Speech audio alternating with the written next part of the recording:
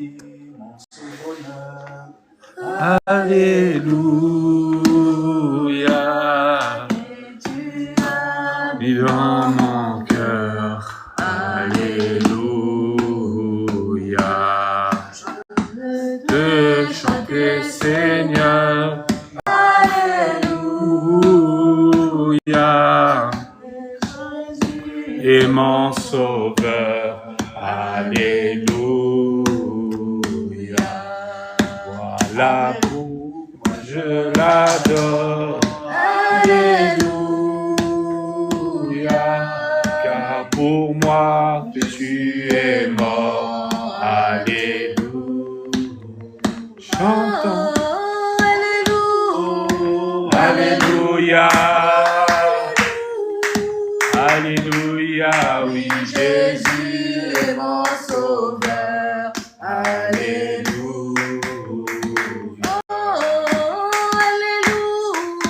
Alléluia. Alléluia, oui, Jésus est mon sauveur. Alléluia. Seigneur, merci pour ce temps. Bénis la vie de quelqu'un. Tu parles mieux que les professeurs d'université. Lorsque tu parles, nos vies sont changées. Amen. Merci pour ce temps. Merci de nous édifier, de nous fortifier, de nous bâtir.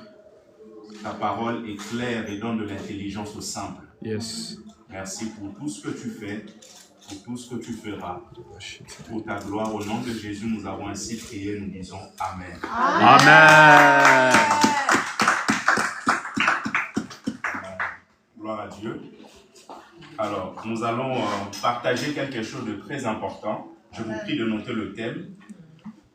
Et je bénis le Seigneur. Je ne suis pas venu seul. Je suis venu avec mon épouse. Amen. Amen. Amen. Amen. Amen. Amen. Amen. Voilà. Le thème que nous allons aborder, c'est un peuple apostolique. Yes. Et j'en profite pour remercier l'homme de Dieu, le pasteur Amir, pour l'invitation, son épouse ainsi que toute l'église. Amen. Amen. Amen. C'est toujours une bénédiction de pouvoir se retrouver dans la présence de Dieu. Amen. Amen. Amen. Alors, un peuple apostolique, nous allons lire quelques portions des Écritures. Premièrement, nous allons lire Jean chapitre 17. Jean chapitre 17, le verset 18. Ensuite, on lira Exode chapitre 4,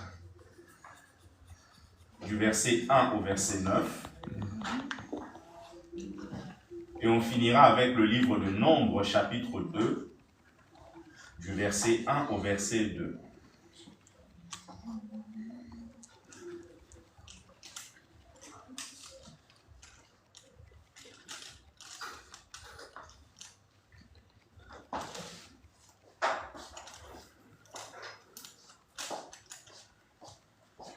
On commence avec Jean chapitre 17, on lit seulement le verset 18. Jésus parle, il dit, « Comme tu m'as envoyé dans le monde, je les ai aussi envoyés dans le monde. » Est-ce que quelqu'un peut répéter après moi, s'il vous plaît? « Comme tu m'as envoyé dans le monde, Comme tu m'as envoyé dans le monde, je les ai aussi envoyés dans le monde. » je les ai aussi envoyés dans le monde. Amen. Amen. Exode, s'il vous plaît. Exode chapitre 4. Nous allons lire du premier verset jusqu'au verset 9. Amen. Exode chapitre 4. Du premier verset jusqu'au verset 9. Yes. La Bible dit, Moïse répondit et dit, « Ils ne me croiront point, et ils n'écouteront point ma voix. Mais ils diront, l'Éternel ne t'est point apparu. » L'Éternel lui dit, « Qu'y-a-t-il dans ta main ?» Et répondit, « Une verge. » L'Éternel dit, « Jette-la par terre. » Il la jeta par terre et elle devint un serpent.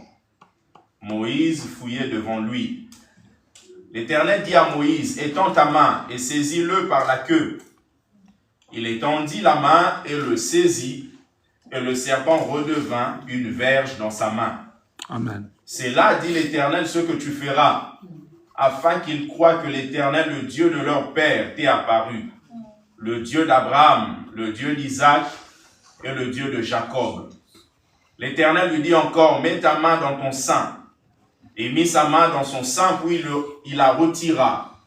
Et voici sa main était couverte de lèpre, blanche comme la neige. L'Éternel dit, remets ta main dans ton sein. Il remit sa main dans son sein, puis il la retira de son sein, et voici, elle était redevenue comme sa chair. Le verset 8, s'il ne te croit pas, dit l'Éternel, et n'écoute pas la voix du premier signe, ils croiront à la voix du dernier signe. S'ils ne croient pas même à ces deux signes, et n'écoutent pas ta voix, tu prendras de l'eau du fleuve, tu la répandras sur la terre, et l'eau que tu auras prise du fleuve deviendra du sang sur la terre. Amen. Amen. Amen. Prenons le dernier texte, s'il vous plaît, dans le livre de Nombre. Nombre chapitre 2. Nous allons lire du premier verset jusqu'au deuxième verset. Nombre chapitre 2, du premier verset jusqu'au deuxième verset. La Bible dit, l'Éternel parla à Moïse et à Aaron et dit, les enfants d'Israël camperont chacun près de sa bannière, sous les enseignes de la maison de ses pères. Ils camperont vis-à-vis et tout autour de la tente d'assignation. Quelqu'un peut dire Amen. Amen. Tout autour de la tente d'assignation. Alors, le thème que je vais aborder avec vous, comme je l'ai dit, c'est un peuple apostolique.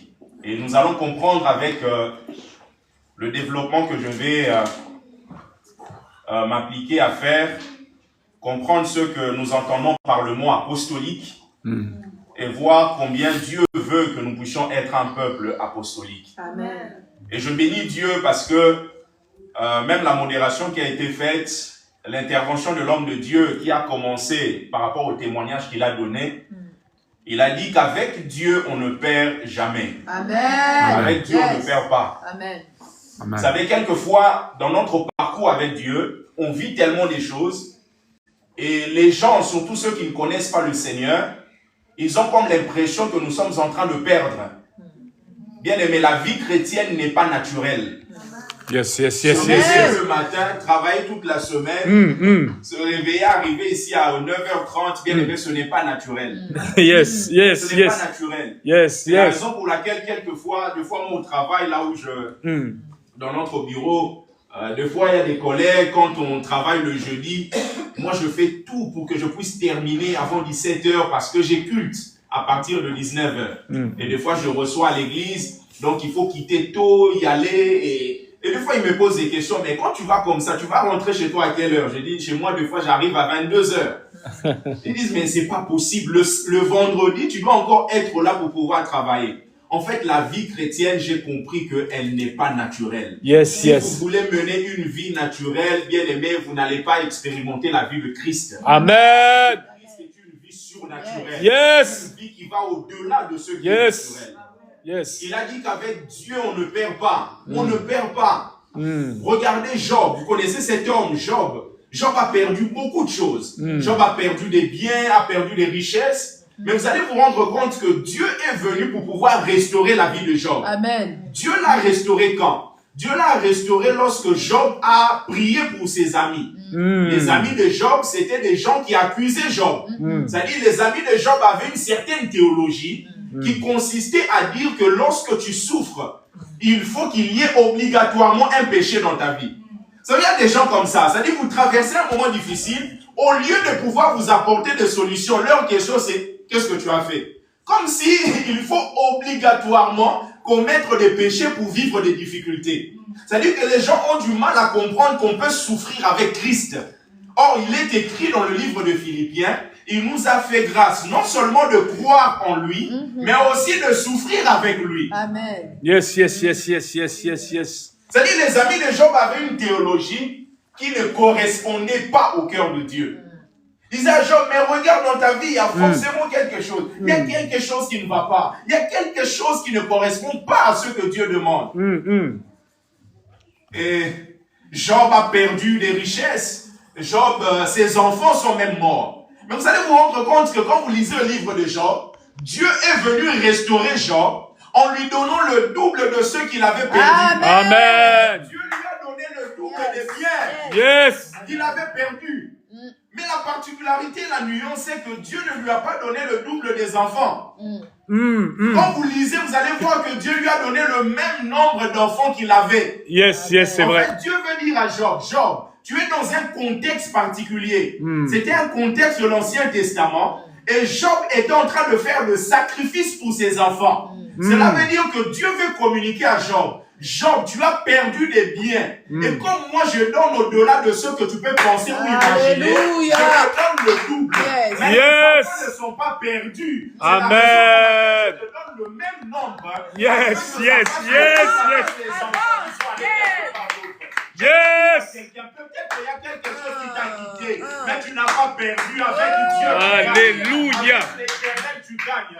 Avec Dieu, tu avances. Amen. Come on. Tu avances avec Dieu. Alléluia. Amen. Regardez Jésus. Jésus applique une forme de réduction qui est un peu comme une forme d'addition. La Bible déclare qu'il n'a point regardé comme une proie arrachée d'être égal avec Dieu. Il s'est humilié, il s'est dépouillé. Lorsque vous vous dépouillez, normalement c'est la soustraction. Mais la Bible déclare qu'il s'est dépouillé en prenant la forme humaine. C'est-à-dire que le dépouillement de Jésus n'était pas une soustraction, mais c'était une addition. Il y a certaines choses, Dieu les ôte de ta vie. Ce n'est pas pour te tuer, mais pour te permettre d'avancer. Amen. Yes. Come on. Il appelle Gédéon et lui dit, Gédéon, le nombre que tu as là est trop important. Mais comment tu peux être quelqu'un qui connaît les stratégies militaires et dire à un chef d'armée de réduire le nombre de soldats? C'est la raison pour laquelle, bien aimé, il y a certaines choses. Dans le naturel, ça fonctionne, mais dans le spirituel, le contraire fonctionne. Amen. Oui. Come on. Il dit, le nombre est trop important, réduis ça. Et qu'est-ce que tu vas faire? Tu vas les ramener au niveau de l'eau. Et vous allez voir comment ils vont boire de l'eau. Ceux qui vont boire de l'eau en lapant comme ça, eux là, ils vont retourner. Avant, il a déjà commencé à retourner tous ceux qui craignaient, qui avaient la crainte, qui avaient peur. Il dit, ceux qui vont boire de l'eau en lapant comme ça, eux là, ils ne sont pas dignes d'aller au combat. Et ce sont ceux qui vont boire en gardant la vision sur l'atmosphère. Ce sont ceux-là que tu vas prendre. Yes. Quelquefois, on a du mal à comprendre qu'avec Dieu, on peut vivre des réductions, mais qui sont des additions. Yes. Yes. Yes. Come on. Avance, avance. Vous savez, quand on vient ici, bien aimé, c'est vraiment pour pouvoir recevoir la nourriture céleste. Amen. La nourriture de Dieu. Amen. Et ce qui fait la différence entre le savoir et l'enseignement biblique, c'est que le savoir, à un moment, ça peut vous fatiguer. Si je viens ici, je commence à vous raconter, ok, Emmanuel Macron est notre président en France, etc. C'est un savoir. Si je vous dis ça aujourd'hui, je vous dis ça demain, à un moment, si je viens vous dire, parce que je connais déjà. Je connais déjà Emmanuel Macron est notre président, etc. Dans la dimension du savoir, tu peux te lasser. Mais l'enseignement biblique va au-delà du savoir. Yes, Parce que l'enseignement te communique une nourriture. Yes. Vous allez vous rendre compte que la semaine passée, vous avez peut-être eu à manger la même chose que vous avez mangé cette semaine. La semaine passée, vous aviez faim. Vous avez mangé comme si c'était la première fois que vous mangez ça là. Et cette semaine, la même chose. Vous avez eu à manger comme vous aviez faim.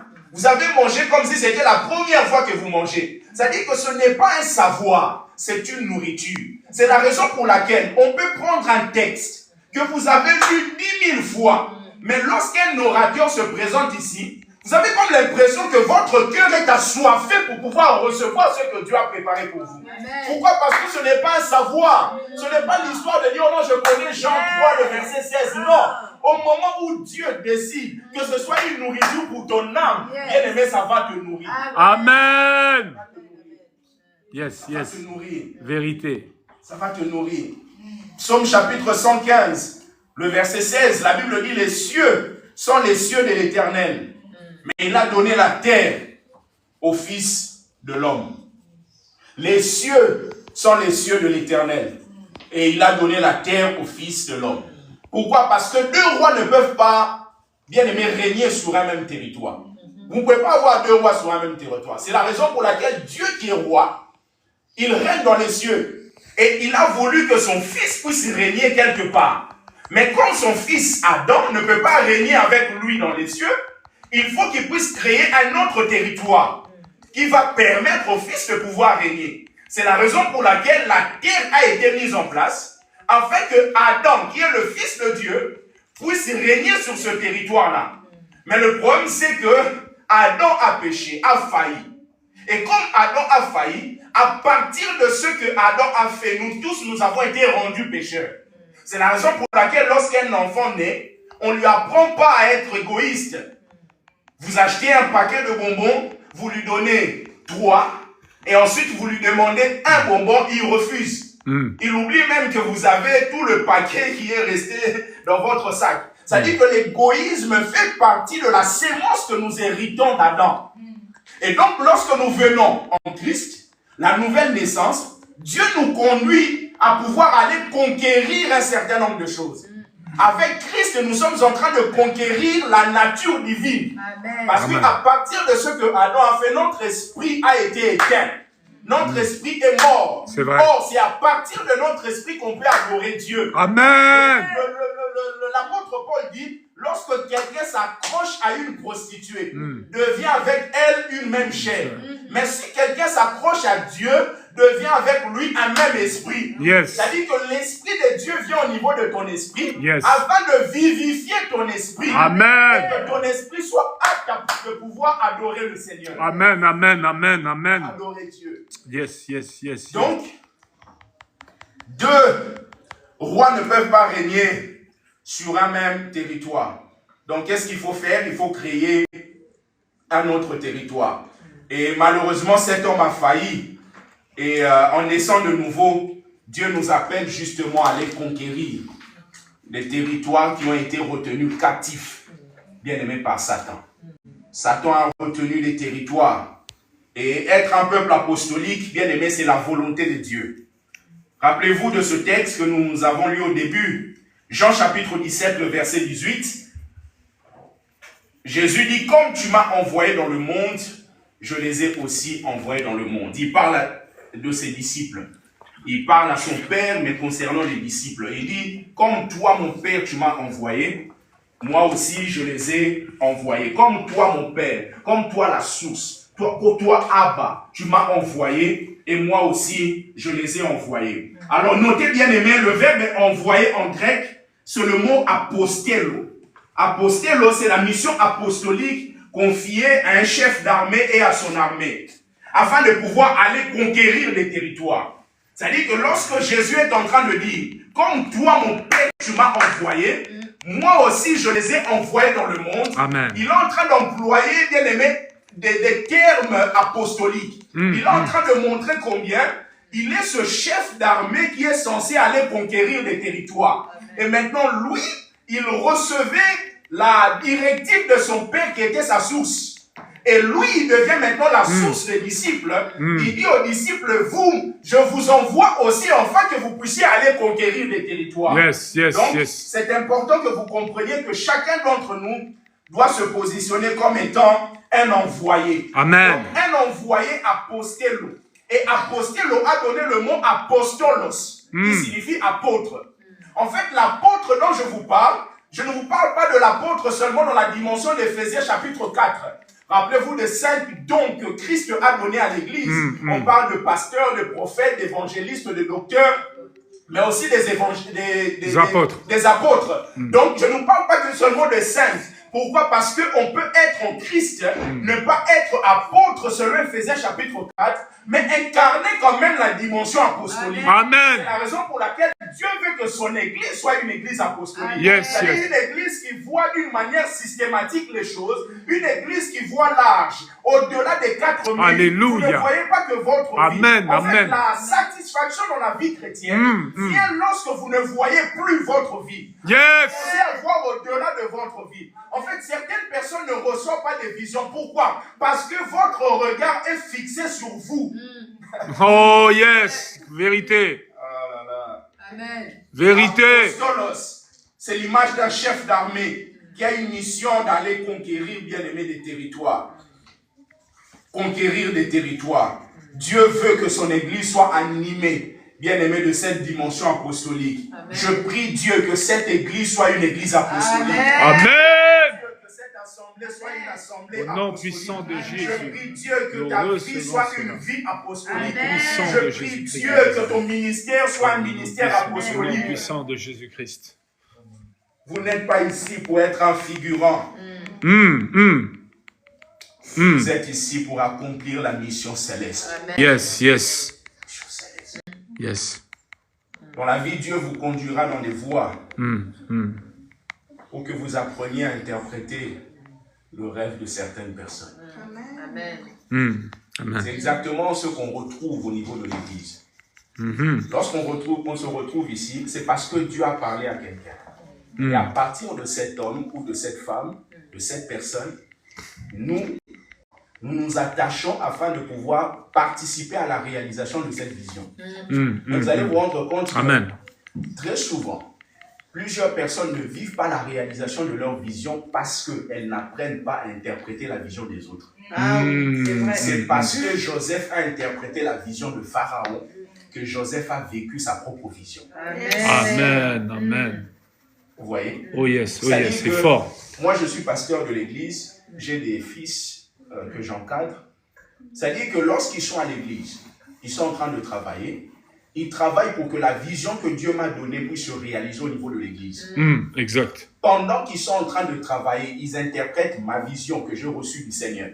Mais pendant qu'ils travaillent, eux-mêmes aussi sont en train d'entrer dans leur propre vision. Amen. Yes, yes, yes, yes, yes, yes. Vérité. C'est pour ça que c'est important d'apprendre à interpréter la vision même de votre pasteur.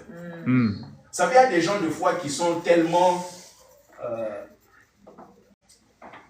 inconscients qui n'arrivent pas à détecter même certaines choses, même au niveau du visage.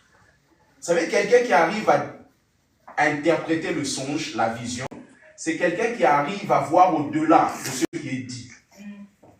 De ce qui est dit. C'est-à-dire que je peux m'asseoir comme ça et dire, ah ok, mon frère ne m'a pas dit qu'il vit ça. Mais quand j'essaie d'interpréter sa vision, je sais qu'en ce moment il est fatigué. Il est fatigué, peut-être il a besoin, au lieu que ce soit lui qui puisse prendre ça, descendre ça là-bas. Moi je veux le faire à sa place. C'est-à-dire l'interprétation de la vision vous emmène à poser un certain nombre d'actes. Amen. Afin de pouvoir alléger d'une manière ou d'une autre. Être apostolique, bien aimé, c'est avoir cette conscience que Dieu veut passer par vous pour pouvoir manifester son caractère. Amen. Dieu veut passer par vous. Rappelez-vous d'Abraham. Abraham est un homme particulier. Cet homme, Dieu l'a beaucoup utilisé. On l'appelle même notre Père dans la foi. Lorsque Jésus est arrivé, Jésus parlait, il disait, avant qu'Abraham soit, je suis. En fait, Jésus voulait montrer qu'il est ancien.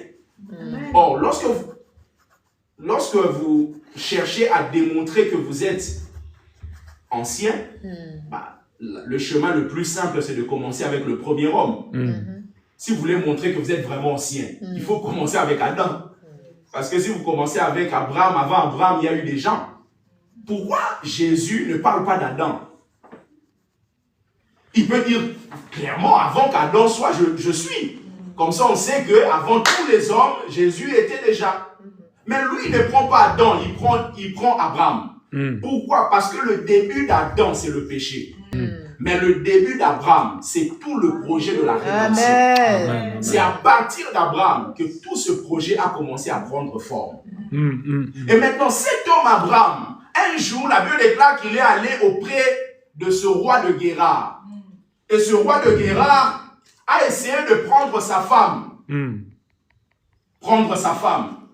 Et Abimelech, en essayant de prendre sa femme, Dieu intervient. Pourquoi? Parce que Abraham lui-même avait déjà donné une demi-vérité. Abraham avait dit que Sarah était sa sœur. Donc, ce n'était pas vraiment vrai, ce n'était pas faux à 100%, c'était une demi-vérité.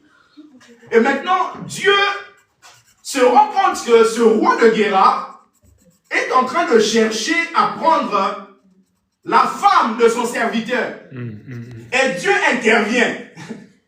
Dieu dit à ce roi, il ne faut pas toucher la femme de cet homme parce que cet homme est prophète. Il dit, cet homme est prophète, il est Nabi. Nabi, c'est un porte-parole de Dieu. Nabi, c'est celui en qui les paroles de Dieu bouillonnent. Amen, amen. Abraham était Nabi, Moïse était Nabi, Exact. même Jésus était Nabi. Amen. Parce que Moïse lui-même est en train de dire, oh, on vous suscitera un autre prophète comme moi. Et cet autre prophète-là sera Nabi comme moi je suis Nabi. Yes, yes. C'est-à-dire qu'en lui, ils vont bouillonner les paroles de Dieu. Amen. Dieu intervient pour dire ne touche pas à la femme de cet homme parce qu'il est prophète. Alléluia. Bien aimé, je prie Dieu, même dans les songes que l'Éternel intervienne par nous. Amen. Ne touche pas la femme de cet homme parce qu'il est Nabi, il est prophète. Et Dieu est en train de parler à ce roi en lui disant, j'ai vu la sincérité de ton cœur. C'est la raison pour laquelle tu n'es pas mort. Mais je vais te demander d'aller voir cet homme, il va prier pour toi afin que tu vives. Amen. Attends, Dieu ne pouvait pas dire directement à ce roi en lui disant, ok, tu as voulu prendre la femme de cet homme, et j'ai vu que, voilà, c'est parce que Abraham a eu à dire que c'était sa sœur, etc. Et j'ai compris que, voilà, tu étais sincère dans ta démarche, mais ne la touche pas afin que tu vives. Dieu aurait pu dire ça directement.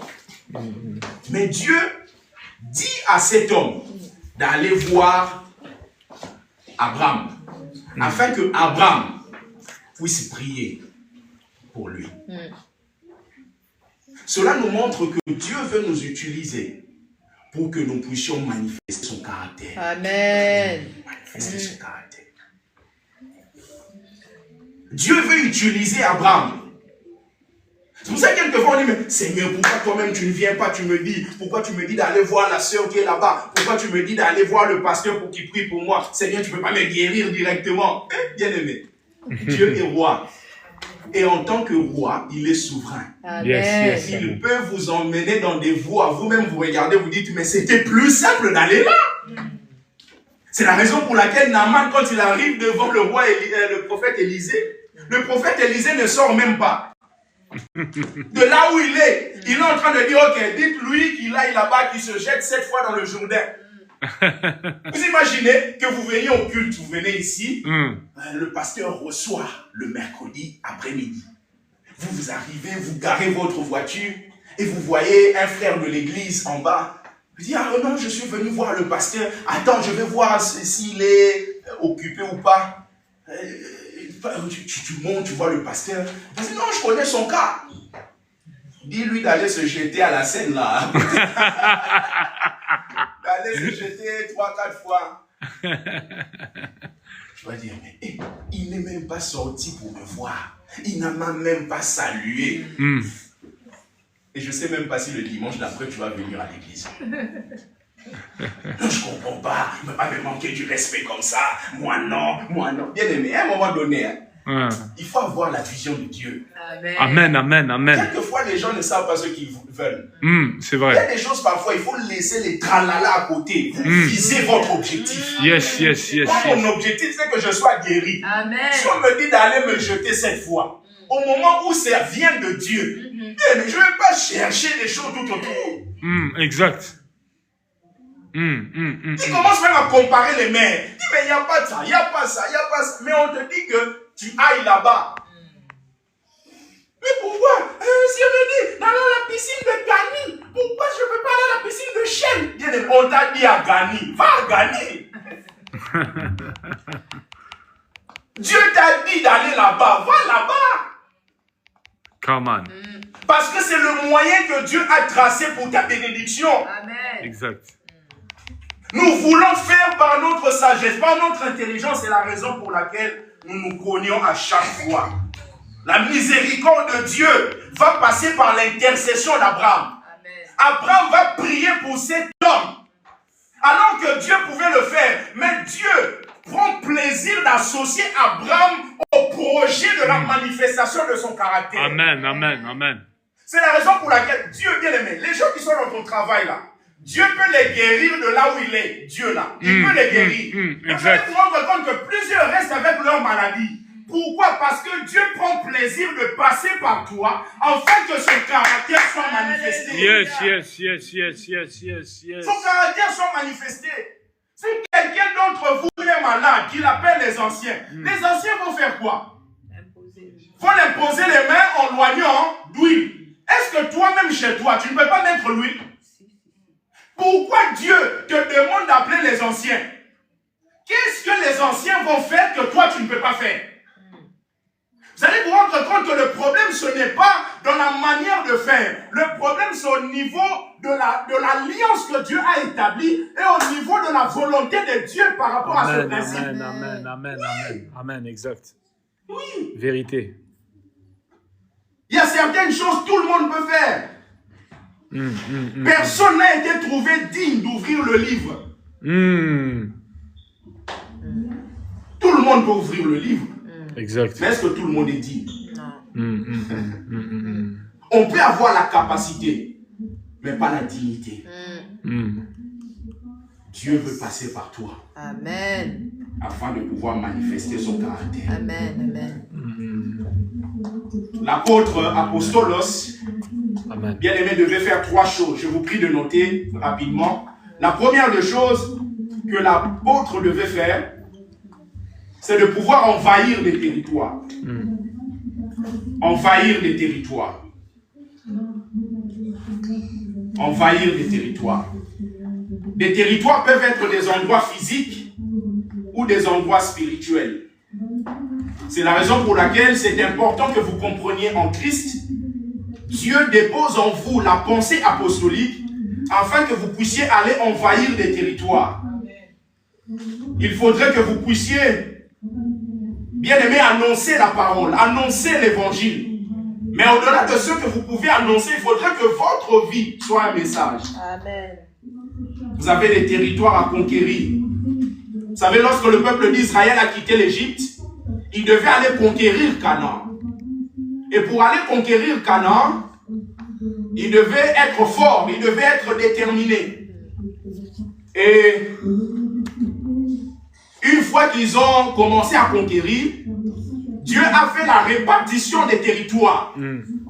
C'est-à-dire que chaque tribu avait son territoire. Sauf la tribu de Lévi qui n'avait pas de territoire, n'avait pas d'héritage. Pourquoi? Parce que c'est Dieu qui était leur héritage. Exact. Mais par contre, ils avaient 42 villes, plus 6 villes qu'on appelle des villes refuges, là où ils pouvaient bien aimer travailler le sol, à la porte des villes. Donc ces hommes qui étaient des sacrificateurs, qui travaillaient pour le tabernacle, le temple, etc., ils n'avaient pas d'héritage parce que Dieu était leur héritage. Et maintenant, vous allez vous rendre compte que quand vous lisez Juge chapitre 18, le verset 1, la Bible dit en ce temps-là, il n'y avait point de roi en Israël. Et la tribu de Danite se cherchait une possession pour s'établir. Car jusqu'à ces jours, il ne lui était point échu d'héritage au milieu des tribus d'Israël. Lorsque vous lisez ça, vous avez comme l'impression que Dieu a donné des territoires à toutes les tribus, sauf à la tribu de Dan. Mais le problème, c'est que ce texte nous montre le point de vue de Dan et non le point de vue de la vérité. C'est-à-dire que Dan avait reçu un territoire, comme nous le voyons dans le livre de Josué, et même au début du livre de Juge. Mais le problème, c'est que Dan, une fois qu'il a reçu le territoire, Dan n'a pas su persévérer pour conquérir le territoire. En fait, il faudra que vous compreniez que Dieu vous donne, mais en même temps, il vous demande de conquérir ce qu'il vous a donné. Yes. Lorsqu'il parle au peuple d'Israël, il dit, vous allez aller dans cette terre où je vous donnais à vos pères. Je vous ai donné, mais en même temps, je vous demande de conquérir. Yes. Donc, yes, ça a été yes, libéré yes, dans la dimension spirituelle. Come on, come Mais on. dans le physique, il faut que vous entrez dans ce qui a déjà été libéré. Yes, yes, C'est pour yes, cela que vous allez vous yes, rendre yes, compte. yes. Come on. Jésus est mort pour tous les péchés. Jésus est mort pour que nous soyons guéris. Mais il y a des gens qui ne sont pas guéris. Est-ce que l'œuvre de Christ, bien-aimé, devient inefficace? Non. Non. Le problème, c'est que l'œuvre est accomplie, mais c'est à toi maintenant d'entrer dans cette œuvre qui est accomplie. Amen, amen, amen, amen. Est-ce que quelqu'un peut dire Oh, amen, amen.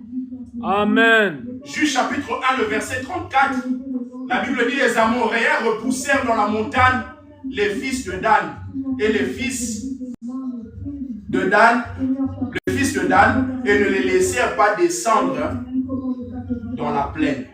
C'est-à-dire que les Danites ont rencontré des difficultés et ils n'ont pas su persévérer. Il y a des gens comme ça qui ont des promesses sur leur vie. Ils ont l'aval de Dieu pour pouvoir vivre certaines choses, mais le problème c'est qu'ils ne persévèrent pas. Ils ne persévèrent pas. Et Dan commençait à chercher un territoire, alors que Dieu lui avait déjà donné un territoire. Bien aimé, vous ne serez jamais heureux en dehors de ce que Dieu vous a donné. Exact. Vous pouvez recevoir plusieurs choses, mais si vous n'entrez pas dans ce que Dieu a établi pour vous, vous ne serez jamais satisfait. Malheureusement, Dan, au lieu de se réfugier en l'Éternel, Dan a voulu choisir la facilité. C'est pour ça que vous allez voir certaines personnes, au lieu de persévérer, combattre, choisissent la facilité. Je vous dis la vérité. Être dans une église où la salle est achetée, chaque dimanche, les offrandes entrent autour de 8 000 euros. C'est facile. Par exemple, là, je quitte cette église. Je vais dans une église de la place, là où la salle est déjà payée. C'est-à-dire qu'ils n'ont pas au nom, la fin du mois, il faut qu'on paye la salle.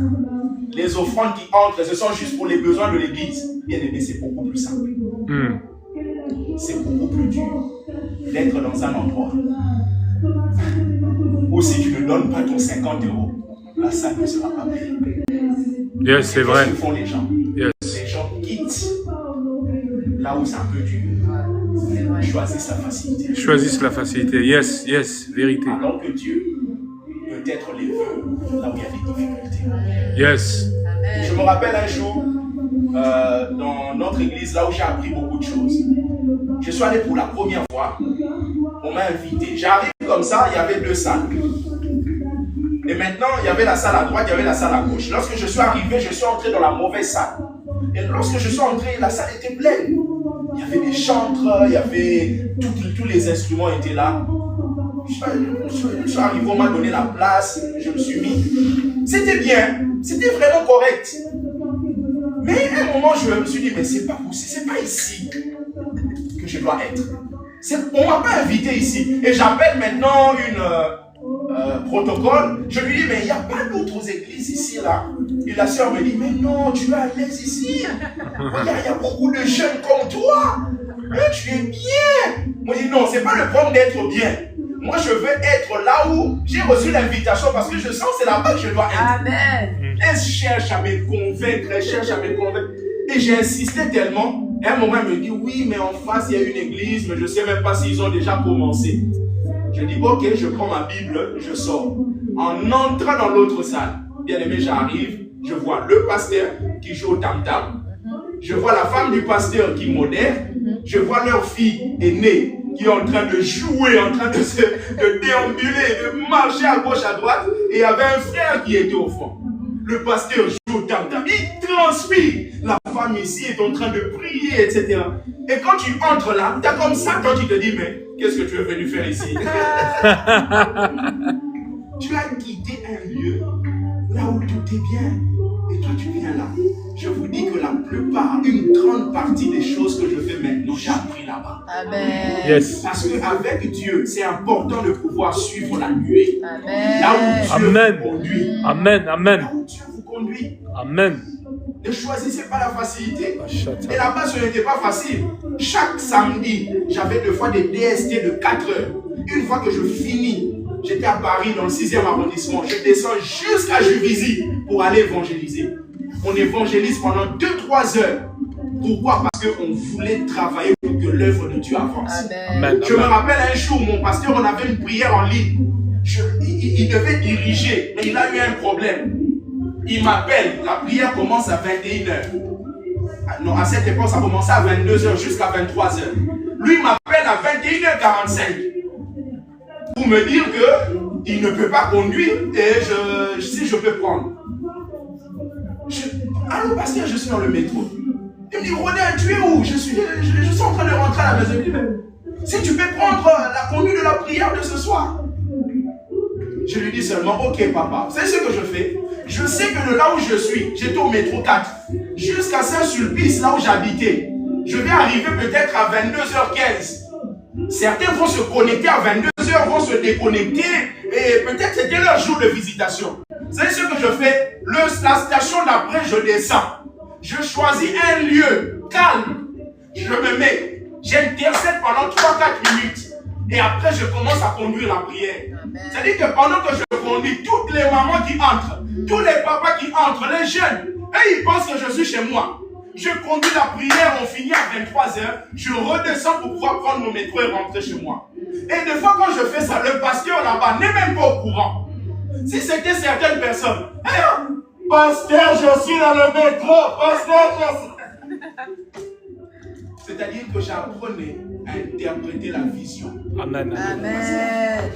Et aujourd'hui, ça m'a béni. Amen. Amen, amen, amen, amen, amen. Quelqu'un peut dire Amen. Amen. Amen. Pour aller vers la fin, la pensée apostolique, bien aimé, on voit ça dans la dimension de la vie d'Abraham, mais aussi dans la dimension de la vie de Moïse.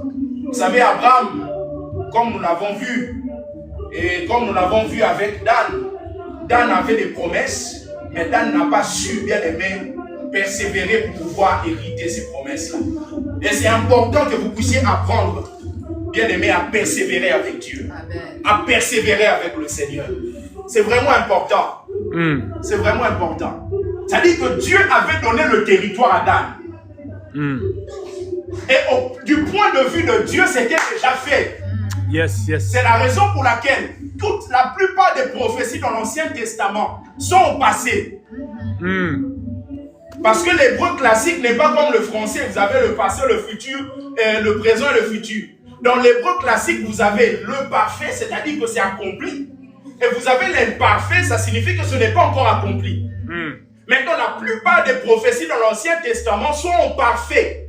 C'est-à-dire que du point de vue de Dieu, c'est déjà fait. Amen. Amen, amen. Mais quand Dieu te parle, ce n'est pas que Dieu se débrouille comment il va faire pour la réalisation de ce qu'il t'a dit. Yes. Il se te parle. Yes. C'est parce qu'il vient du futur. Il Ah. a déjà réalisé. Et Yes. Yes. Amen. Vérité. c'est déjà fait pour lui. Toi, tu vas juste entrer dans ça. Mm. Entrer dans ça. Amen. Entrer dans ça. Entrer dans ça. Moïse, Dieu l'appelle.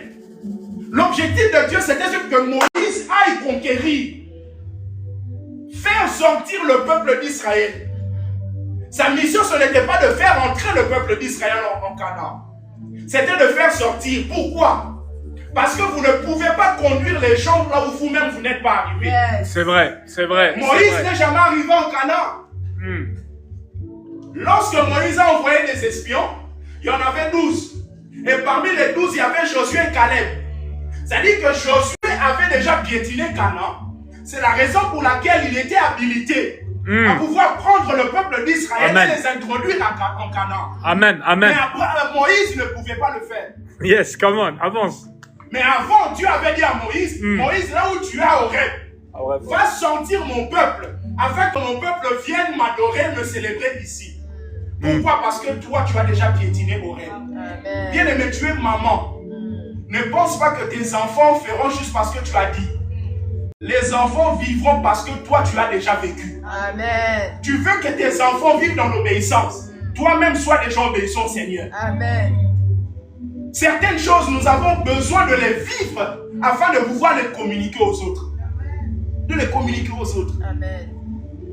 Dieu appelle Moïse. Mais Moïse se sent incapable. Comme plusieurs ici. Dieu vous dit, cette église doit être apostolique. Mais toi, tu penses à ta vie, tu penses à tes factures. Bien aimé, Dieu va au-delà de tes factures. Amen. Pour que Dieu change ta vie, il n'a pas besoin seulement que tu aies une promotion au travail. Ce n'est pas un salaire qui bénit. Je répète, ce n'est pas un salaire qui bénit. Amen, amen. C'est la bénédiction de l'Éternel. Yes. Yes. Un chagrin. Amen. D'aucun chagrin. Ne dépendez pas de votre travail. Dépendez du Seigneur. Yes. Qui peut passer par le travail, mais il peut passer par autre chose aussi. Amen. Moi, j'ai toujours cru. J'ai toujours cru. Come on. Que Dieu peut passer par n'importe quel canal pour bénir ma vie et ma famille. Amen. Amen. J'ai toujours cru ça. Que je peux aller prêcher quelque part. J'impose les mains à quelqu'un qui avait le sida, la personne est guérie. Yes. Et à Amen. partir de là, toute ma vie change. Amen. Amen. Je ne regarde pas que mon travail, oh non. D'ailleurs, ce travail, un jour, on va te mettre à la retraite. Yes. Or, dans la Bible, il n'y a pas de mot retraite. Pourquoi? Parce que la vision que Dieu te donne n'est pas une vision limitée. Oh, yes. Pas une vision limitée. Yes. Ce n'est pas une vision limitée. Yes. Come on. Ce n'est pas une vision limitée. Votre emploi peut s'arrêter, Yes. mais le travail de Dieu ne s'arrête pas. Amen. Un emploi, un moment, on va commencer à te pousser. Tu as 63, 62, commence à te pousser à la retraite. Mais gloire à Dieu parce que je peux prêcher même avec des cannes. Amen. Même si je marche comme ça, mais je peux me tenir en disant à 82 ans, mes enfants, le Seigneur vous aime. Attachez-vous à lui. Toutes ces années, j'ai vécu sa fidélité. Jusqu'à présent, il ne m'a jamais laissé. Regardez comment jusqu'à présent je confesse son nom. Pourquoi? Parce que le travail de Dieu ne finit pas. Amen. Dieu prend Moïse. Il lui dit, ok, tu dois y aller. Et Moïse dit, mais je suis incapable. Je suis incapable. Et Dieu lui dit, qu'est-ce que tu as entre tes mains? Il dit, j'ai une verge. Dieu dit, ok, jette cette verge. Il jette. Dieu veut montrer à Moïse, Moïse, je suis en train de te démontrer ce que tu as fait dans la dimension spirituelle. Dans la dimension spirituelle, tu as rejeté l'autorité que je te donne. Et ça se démontre au travers du bâton que tu jettes. Parce que le bâton, c'est l'image du pouvoir. Pour pouvoir vivre la dimension apostolique, vous avez besoin d'avoir le pouvoir. C'est la raison pour laquelle Jean nous dit à tous ceux qui l'ont reçu, à ceux qui croient en son nom, la parole leur a donné le pouvoir, l'exousia, de devenir enfant de Dieu. C'est-à-dire l'autorité, le pouvoir de devenir enfant de Dieu. Parce que tu ne peux pas opérer son pouvoir. Amen. Le pouvoir n'a pas besoin de muscles. Le pouvoir a besoin d'être investi. Emmanuel Macron n'est pas le plus fort de tous ceux que nous connaissons comme CRS, etc. Mais c'est lui qui a le pouvoir. Aujourd'hui, s'il décide, il dit on va envahir un tel pays. Bien aimé, il n'est pas le plus fort, mais comme il a le pouvoir, vous allez voir que tous ces géants soldats vont s'aligner pour pouvoir aller envahir. Et Dieu t'a donné le pouvoir. Amen. Il t'a donné le pouvoir. Amen. Il est en train de jeter. Et Dieu dit, voilà ce que tu fais dans le spirituel. Tu es en train de jeter le pouvoir que je te donne. Tu es en train de jeter ça. Et ensuite, le bâton qui est jeté se transforme en serpent. Et Moïse est en train de fuir devant ce bâton. Et Dieu veut montrer à Moïse, Moïse, à chaque fois que tu vas rejeter le pouvoir que moi je vais te donner, tu vas te rendre vulnérable. Et tu risques d'être mordu par le serpent. C'est la raison pour laquelle beaucoup de vies, beaucoup de familles sont mordues par le serpent. Pourquoi? Parce que les gens qui sont dans ces familles, dans ces vies-là, n'arrivent pas à saisir le pouvoir que Dieu leur donne. Amen. L'autorité que Dieu vous donne. Moindre problème, vous criez. Moindre problème, vous voyez d'abord le médecin, alors que vous avez le pouvoir. Il y a certains problèmes qui arrivent. les médecins ne les verront pas. Mais dans le spirituel, vous pouvez les anéantir. Amen. Vous pouvez les anéantir. Vous pouvez les anéantir. Il dit, à chaque fois que tu vas négliger le pouvoir que je te donne, tu vas être vulnérable. Parce que le même bâton qui était à lui, qui s'est transformé en serpent, et le même Moïse fuit. Il fuit devant quoi? Il fuit devant son même bâton qui a juste incarné une autre caractéristique. Parce que après le serpent est redevenu bâton. C'est pour lui montrer que quand tu ne saisis pas l'autorité que Dieu te donne, bien aimé, dans le monde spirituel, tu seras mordu. Yes. Yes. Alors que Dieu t'a donné le pouvoir. Yes. Commence à déclarer. Mon corps n'est pas l'application des maladies. Yes. Mon corps est le temple du Saint-Esprit. Amen. Amen. Et après Dieu lui dit, prends ta main. Mets au niveau de ton sein. Il met sa main au niveau de son sein. Et la main devient lépreuse. Or, au niveau de son sein, c'est à côté du cœur. Dieu veut montrer à Moïse. Moïse, regarde le résultat du cœur de l'homme. Tout ce qui vient du cœur de l'homme, c'est la lèpre. Vous voulez vous confier aux gens, vous voulez vous confier au coach. Confiez-vous au Seigneur. Amen. Confiez-vous au Seigneur. Amen. Votre cœur peut vous tromper. Vous pouvez être sincère mais aller dans une mauvaise direction. Ce n'est pas parce que vous êtes sincère. Oh non, mais moi je le fais dans toute sincérité. Ça ne veut pas dire que c'est la vérité. Ça ne veut pas dire que c'est la vérité. Il met, et en plus la main devient lépreuse. Et Dieu voulait enseigner à Moïse. Moïse, il y a deux sphères. La première sphère, c'est la dimension de ceux qui sont à l'extérieur. Et je vais m'occuper de ceux qui sont à l'extérieur au travers de l'autorité que je te donne. Le bâton. Mais deuxièmement, j'ai besoin de purifier à l'intérieur de toi. Alléluia. Pourquoi? Parce que le bâton, c'est l'autorité. Mais il faut que l'autorité soit saisie. Or, pour que l'autorité soit saisie, il faut que la main soit fonctionnelle. Alléluia. C'est la raison pour laquelle la main n'était pas fonctionnelle, parce que c'était le résultat du cœur, c'était la lèpre. Et donc Dieu a besoin de sanctifier le cœur, c'est-à-dire l'intérieur, afin que la main soit apte pour pouvoir saisir l'autorité de Dieu. Il y a beaucoup de gens qui n'arrivent pas à saisir l'autorité de Dieu. Pourquoi? Parce que l'ennemi les a maintenus dans une qualité de vie qui ne permet pas à leur main de saisir le bâton. De saisir le bâton. Yes. Et Dieu veut cet après-midi, ce matin, nous emmener à purifier nos mains. Afin que nos mains soient aptes à saisir l'autorité. Amen. La dimension apostolique est donnée à tout le monde. Amen. Nous pouvons aller conquérir. Et une fois qu'il arrive à conquérir des territoires, envahir des territoires, la deuxième chose, il faut occuper. Si vous envahissez mais vous n'occupez pas, bien aimé, vous allez perdre votre temps. C'est pour cela que Jésus dit, lorsqu'un démon sort, il ne va pas pour du bon. Il va, à un moment, il revient pour voir si la maison est occupée. Si la maison n'est pas occupée, il va aller, il va prendre 7 autres démons beaucoup plus forts Exact. Et quand il va revenir, la situation sera beaucoup plus grave. Beaucoup plus grave. Amen. C'est pour cela que certaines personnes ont fait leur délivrance, mais la situation s'aggrave. Pourquoi? Parce que la maison n'est pas occupée. C'est vrai. Occupez votre maison par des psaumes, par des cantiques, par la parole de Dieu. Par la parole de Dieu. Et une fois qu'on a occupé, il faut transformer. C'est important que vous viviez la transformation afin de pouvoir transformer les autres. C'est à partir de vous que Dieu veut manifester son caractère. Manifester son caractère. Amen. Et je vais terminer en vous donnant un texte. Prenez avec moi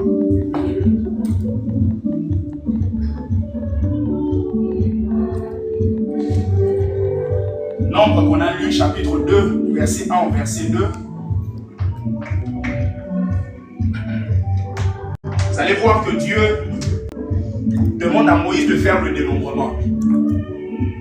Et Dieu dit que chacun doit camper près de sa bannière. C'est-à-dire que chaque tribu devait être près de sa bannière. avait 12 tribus, mais il devait avoir 4 groupes. Et dans chaque groupe, il devait y avoir 3 tribus. 3 fois 4, 12. Et Dieu dit que chaque tribu, chaque personne doit camper près de sa bannière. En fait, c'est une vérité très importante pour nous. Parce que si on veut contextualiser, ça signifie le peuple d'Israël était un peuple dans la globalité. Mais chaque personne dans ce peuple-là devait appartenir à une bannière. Nous sommes le corps du Christ. Mais c'est important que chacun de nous sache qu'il a sa bannière. C'est-à-dire, ce ne sont pas des contradictions, mais c'est la manière de fonctionner de Dieu, parce que ce que Dieu vous communique ici, ce n'est pas forcément ce qui va communiquer là où moi je suis pasteur. C'est la raison pour laquelle c'est important d'être attaché là où Dieu vous a établi. Amen, amen. Vous savez, même dans le naturel, vous ne pouvez pas être étudiant à la Sorbonne, mais vous passez votre temps à aller écouter les cours à Nanterre. Même si ce sont les mêmes cours d'économie. Mais vous allez vous rendre compte que d'une manière intrinsèque, au-dedans de vous, vous savez que pour réussir votre année, il faut suivre les cours là où on vous a établi. C'est vrai. Amen. Pourquoi? Parce que Dieu ne nous établit pas par hasard. Il nous établit en donnant la nourriture qu'il faut par rapport aux défis que nous allons rencontrer. Amen. Ce qui fait que le message que je prêche ce matin, peut-être pour quelqu'un qui est dans l'autre église là, c'est inintéressant. Mais pour vous, Dieu qui vous connaît, il savait que ce message devait trouver place dans votre cœur. Amen, amen, amen. Amen, amen, amen. Dans votre cœur. Près de sa bannière. Et il y avait quatre groupes. Premièrement, il y avait Judas. Judas signifie louange. Vous savez, il y a des gens qui louent. Il n'y a pas que des chrétiens qui louent. Il y a aussi des musulmans, etc. qui louent. Mais la particularité, c'est que nous louons Judas. Mais le deuxième groupe était mené par Ruben. Ruben en hébreu signifie voici un fils. La particularité de notre louange, c'est que le fils est vu. Amen. Alléluia. Vous avez beaucoup de livres. Développement personnel. À l'intérieur, vous pouvez trouver des bonnes choses. Mais le problème, c'est que rarement ces choses vous montrent le fils. Amen. Rarement ça vous montre le fils. Or, il est écrit, montre-nous le Père. Et cela nous suffit. Amen. Mais qui nous montre le Père, c'est le Fils. Amen. Et le troisième groupe était dirigé par Ephraïm, qui signifie fécond. Quand vous louez en montrant le Fils, Dieu vous rend fécond. Alléluia. Et quatrièmement, c'était dirigé par Dan. Et Dan, ça signifie juge. C'est-à-dire que quand vous louez, vous montrez le Fils, il vous rend fécond. N'oubliez pas qu'un jour, il jugera. Alléluia. Que Dieu vous bénisse. Amen.